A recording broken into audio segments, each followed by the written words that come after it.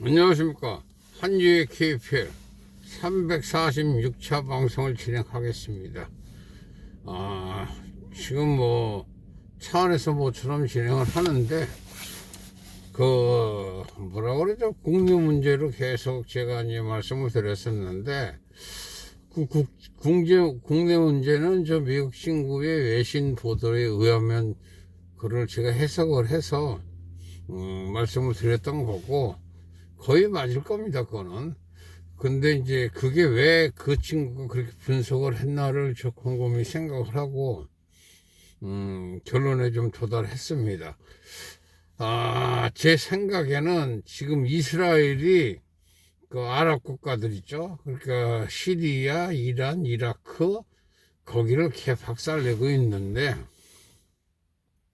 이집도 포함입니다. 그러면은 이스라엘이 아랍 그쪽 세계를 완전히 통일하는 것처럼 제 생각에는 느껴지더라고요. 그러면 이스라엘이 통일이 됐다는 것은 무엇을 의미를 하냐면은 이란이 힘을 못 쓴다는 것을 얘기합니다. 이란이 힘을 못 쓰면은 러시아도 힘을 못 써요. 그러니까 러시아에서 무기하고 석유는 뭐 어차피 그 나라들도 다 나는 나라니까 별거 없는데, 무기를 제공을 해주는 게 러시아였습니다. 근데 러시아가, 이란이 완전히 개박살나고 시리아가 박살이 나버리면은 러시아제 무기를 사용을 하는 국가가 없습니다. 다 미지지. 그러면은 가뜩이나 러시아가 지금 우크라이나 때문에 엄청 힘들어진 상황인데, 그걸 뭐라 그러나, 협상을 안 할 수가 없죠. 트럼프 공약이기도 했으니까.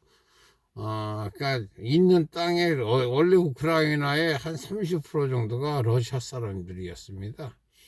그러니까 러시아가 점령한 국가가 한 30% 되니까 그 나라의 그 땅에 러시아 사람들 살라고 하고 협상을 하면 된다고 제 나름대로 생각을 했습니다.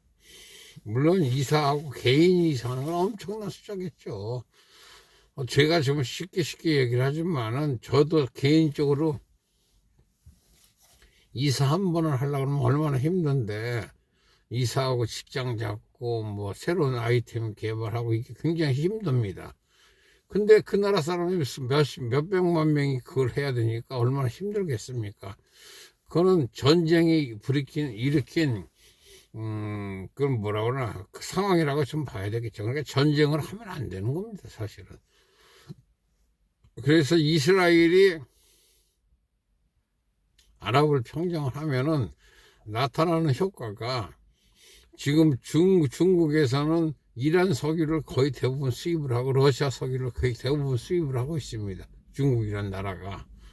그러면 거기가 이란이 폭망하면은 중국도 폭망에는 수순으로 들어간 겁니다. 러시아제도 러시아제 뭐 석유 공급이 중단이 돼버리면 중국도 큰일 납니다, 지금. 지금 문제가 심각하게 된 것 같습니다. 그러면 중국이 심각해지면 북한은 이루 말할 수도 없겠죠. 그러니까 딱 이게 미국의 전략이라는 게 그렇더라고요. 그렇게 되면은 가뜩이나 강성파인 트럼프가 미국을 집권하게 된다. 근데 윤석열이가 부정선거를 건드렸습니다. 그러면 트럼프 공약이 부정선거 척결이었는데 자기 앓던 이빨을 빼준 게 윤석열이에요. 그럼 윤석열이 편을 들겠죠. 헌법재판소 몇 명이 됐든 지랄을 했든 아무 상관없습니다. 걔들도 미국을 가려면은 트럼프 편을 들어줘야 됩니다. 지금 연예인들 지랄 난리 났잖아요. 뭐 미국을 가니 뭐 개똥 같은 소리 하지 말라 그래. 미국에서 한 방이면 끝납니다. 걔들 다.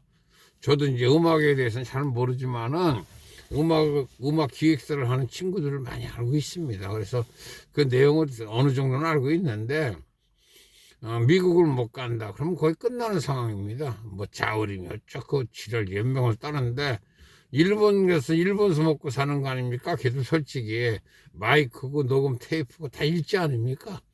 응? 그리고 공연에서 돈을 버는 건 다 미국서 돈을 버는 거 아니에요? 솔직히 다 그건데 무슨 개소리 하는 겁니까 이게. 그래서 요번에 윤석열이의 그 계엄 선포에서 이게, 저는 생각이 그 내란이 아니라 쿠데타 맞습니다, 그거. 그러니까 자유민주라는 거, 자유공화라는 개념을 확실하게 윤석열이가 심어준 것 같습니다. 그거를 깜짝 놀란 게 미국이죠. 미국이 원래 자유공화 개념을 심어줬었는데, 한국의 통일을 바라지 않은 나라가 미국이었습니다. 오바마나 뭐 힐러리 이런 작가들은 한국의 통일을 원치 않았습니다. 통일되면 강력한 국가가 되기 때문에, 그리고 또 중국이 문제가 삼기 때문에 중국도 기회 안 하는 통일을 원치 않았었습니다. 그런데 트럼프가 집권을 하게 되면은 한국이 강력해져도 미국을 침범을 하지 않을 거기 때문에 그냥 눈 감아줄 수가 있고, 지금 윤석열이의 요번에 원점 타격 운운한 거는 한국의 자신감입니다. 한국에서 그 현무5라는 걸 개발을 했기 때문에 북한이 원자탄을 갖고 있다 하더라도 원점 타격이라는 건 인공위성에서 다 지켜보고 있습니다. 거기를 타격해버리면은 원자탄이 북한 내에서 터지는 겁니다. 한국에서 터지는 게 아니라. 그러니까 그 정도로 자신만만한 겁니다, 지금.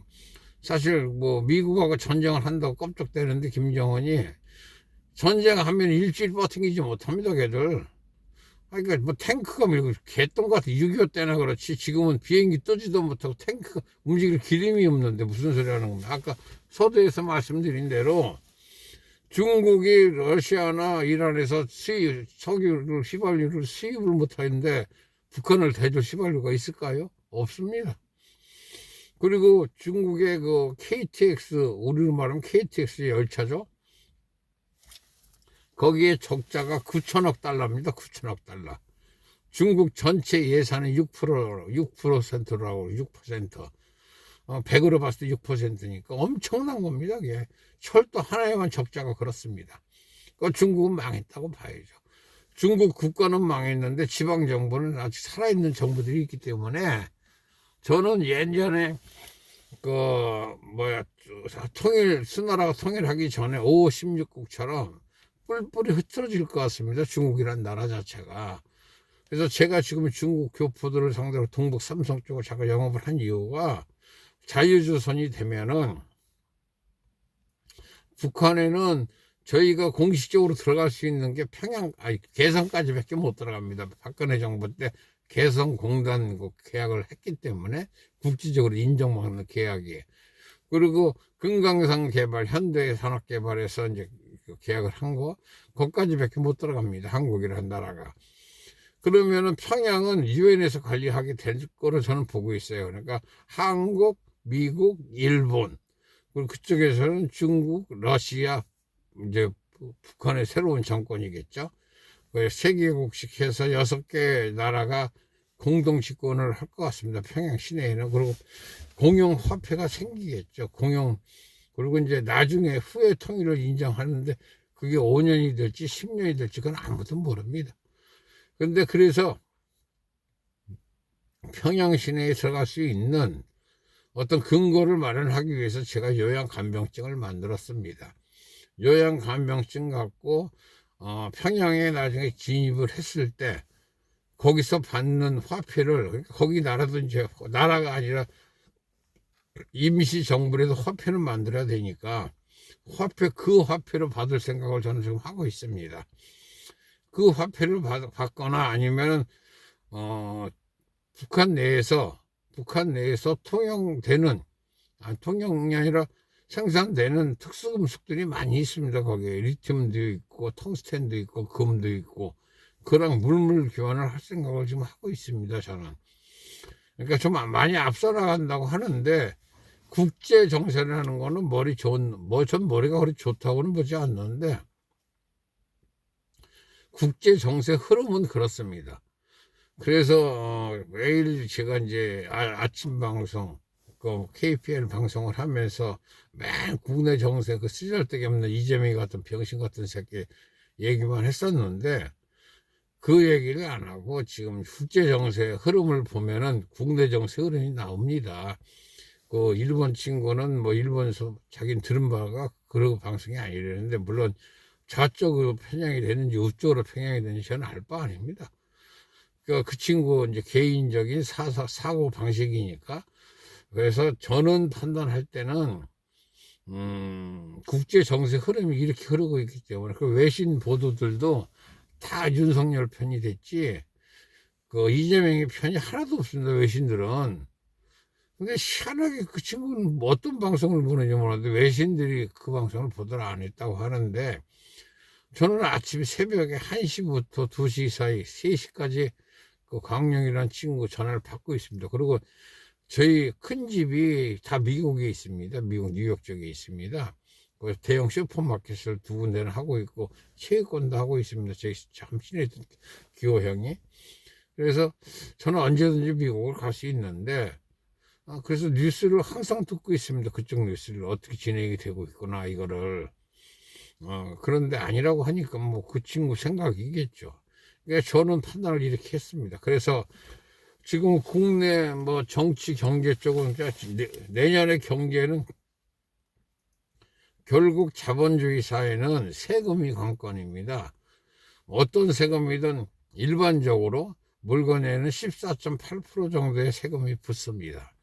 물건을 사고 팔 때는 기본적으로 우리나라에 붙는 세금이, 그게 통상화됐는데 사실은 그게 빨갱이 스타일이죠. 박정희 대통령이 부가세, 그거는 공산주의 스타일입니다. 그건 민주주의 스타일은 아닙니다. 근데 그것까지 14.8%가 붙고 거기에 양도소득세가 30%, 일반적으로 30%인데 제가 여기서 체크를 해보니까 양도소득세입니다. 양도세가 아니라 거기서 차액이 발행했을 때 세금이 59점 몇 프로니까 그걸 60% 봐야 되겠더라고요.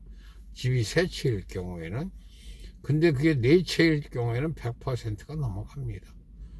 이런 상황에서 한국건물자유 자산관리협회가 내년에 할 일은 많죠. 그것뿐이 아닙니다. 유품정리협회 있고 청소협회 있고 그리고 간병인협회 있고 상당히 많습니다. 할 게 너무 많습니다.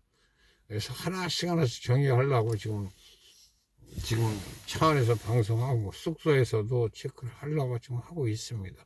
오늘 방송은 여기까지 하겠습니다. 바이바이.